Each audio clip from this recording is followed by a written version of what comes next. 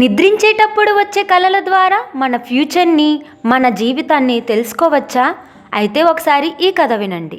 Diploma చేసి తన నాన్న కిరాణా షాపుని చూసుకునే ఆకాష్ ఒకరోజు తన జీవితం కోసం ఆలోచించాడు.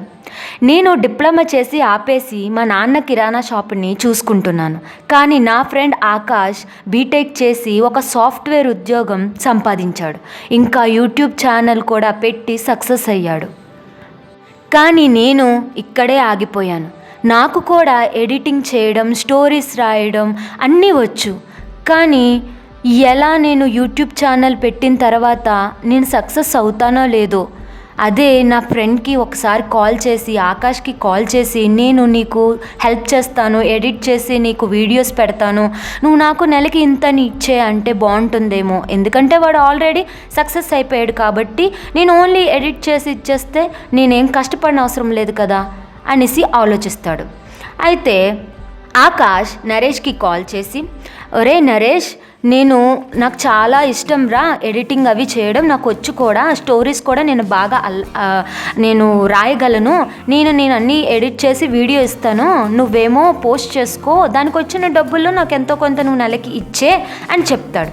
అయితే ఆ నరేష్, వావ్ నువ్వు చాలా మంచి మాట చెప్పావురా, నాకు ఇటువైపు ఉద్యోగం, ఇటువైపు యూట్యూబ్ ఛానల్ నడిపించలేకపోతున్నాను, ఇప్పుడు నువ్వు సగం భారం తీసేసుకున్నావంటే నేను హ్యాపీగా ఉద్యోగం చేసుకోవచ్చు అని అంటాడు. సరే అయితే రేపటి నుంచి నేను నీకు ఒక్కొక్క వీడియో పంపిస్తాను, నువ్వు డైలీ పోస్ట్ చేసుకో, నాకు నెలకి ఇంతని ఇచ్చే అనేసి చెప్తాడు ఆకాష్. నరేష్ కూడా ఓకే అంటాడు. అయితే ఒకరోజు అలాగా ఒక 3 months 2 months అలా కొనసాగుతుంది. నరేష్ ఎంతో కొంత నెలకి ఇంతని ఒక తక్కువ అమౌంట్లోని ఇచ్చేసేవాడు. అయితే దానికి సాటిస్ఫాక్షన్తో ఉండేవాడు ఆకాష్.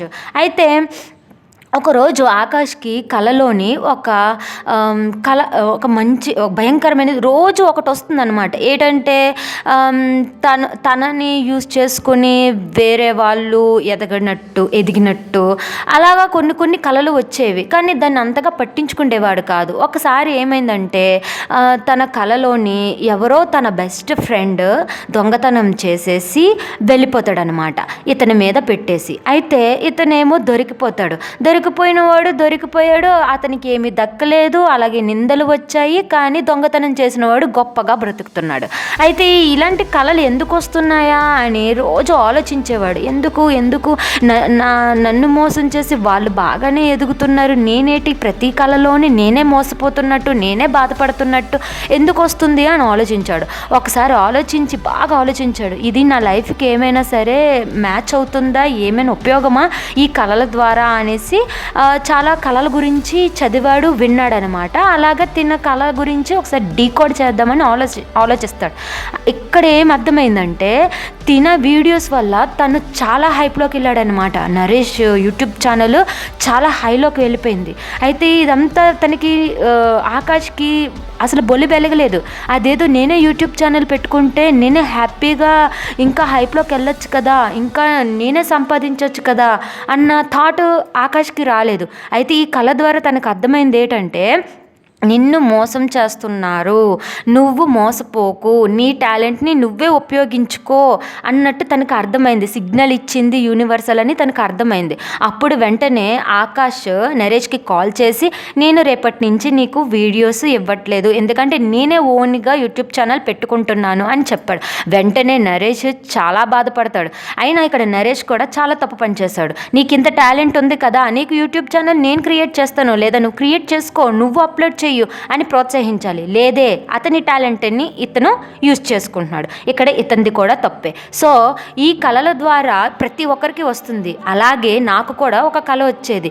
ఏంటంటే ఇప్పటికి కాదండి, 7 సంవత్సరాల నుంచి ఒకే కళ, కానీ ప్లేసులు మారుతున్నాయి, మనుషులు మారుతున్నారు. ఏ కళ అంటే నేను ప్రతి కళలోని చదవకుండా ఎగ్జామ్ రాస్తున్నట్టు, నాకేమీ రానట్టు, పక్కోళ్ళతో చూసి రాస్తున్నట్టు, లేదా నాకు రాకని కూర్చున్నట్టు.